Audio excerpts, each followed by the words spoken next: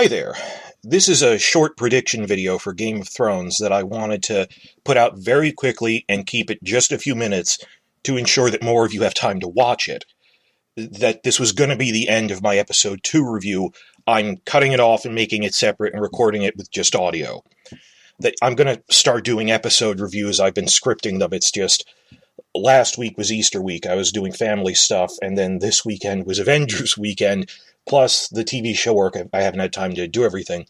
So I am going to make long-form episode reviews that are like 30 to 60 minutes.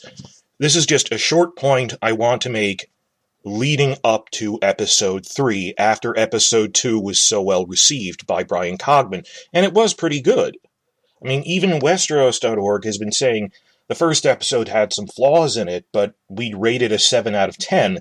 And it's funny how even the TV fan sites were saying this isn't as good as we thought it would be. It's a 7 out of 10. And then both groups were saying episode 2 is like an 8 out of 10. So it's just so fickle everyone is that after episode 2 is so good, they're saying, wow, the show is fixed. You're trying, we've seen this in prior seasons, like season 6, they kept saying, it's fixed. You're trying to look for something to latch onto to declare that it's fixed.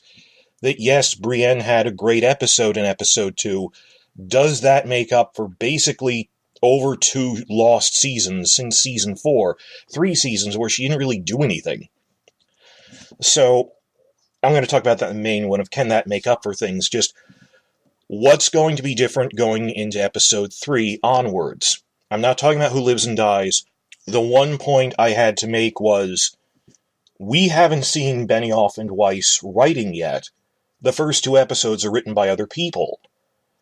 That the first one is by Dave Hill and the second one is by Bryan Cogman.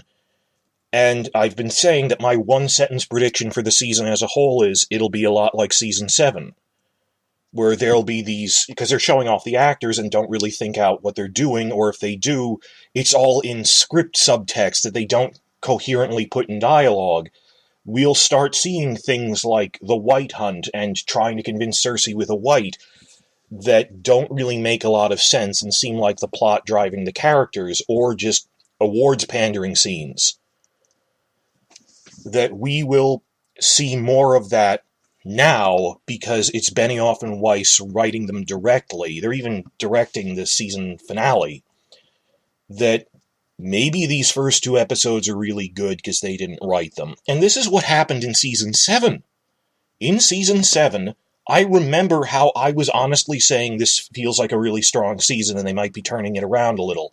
In terms of TV quality, if not a book adaptation, that Cogman also wrote the second episode of season 7, Stormborn, which had a lot of good character stuff and good story stuff. Everyone was acting rationally in a way that made sense for the character. And then it turned, the back half of season 7 is what everyone really criticizes. Remember how good the beginning was? That up until the dragon battle, things were pretty good in the midpoint of season 7, and they just did really wacky things. So, I wonder if reminding them with Cogman's better writing what the show had the potential to be with this episode, the Brienne knighting, with Grey Worm Missandei, with all the other character interactions, that might just be setting them up to fall even harder when the next episodes we see really bad writing. Possibly, that's what happened in season 7. Hey, for all I know, they could be good. It's just, what makes you declare that Benioff and Weiss turned the show around when they didn't personally write the teleplay for the 2 episodes that have already aired, guys? So just my prediction is, I caution, they haven't directly written an episode yet.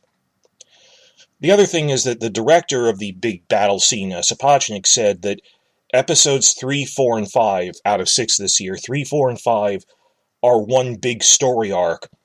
Comparable to how at the end of season 6, episodes 9 and 10, Battle of the Bastards and the Winds of Winter, complemented each other. That first you saw what Jon was doing, then you saw what Cersei was doing. That they felt like one story arc rather than a bottle. So I get that.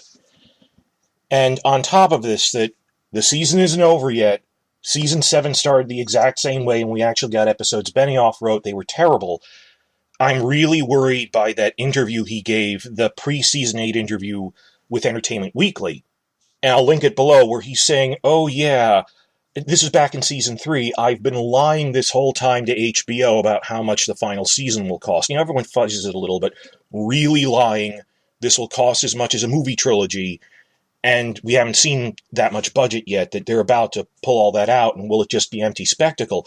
And I like the stunt work. I like the special effects. Sapochnik's a great director, and I appreciate it for what it is. It's good special effects and fight scenes. That isn't storytelling. I think it'll be a lot like somewhere between the Battle of the Bastards or the White Hunt, where this is a really well-done action scene with crippling plot holes. But it's just the way he said that in that interview of, this is what I've secretly been wanting to do this whole time, as if everything else was a lie to get his way here now. That just as we kept thinking, oh, he only ever really wanted to do the Red Wedding, everything else he did leading up to that was just lying and playing nice to get his way to the Red Wedding. Turns out he was playing nice to get his way up to this big battle of the living and the dead. Who knows how that's going to play out?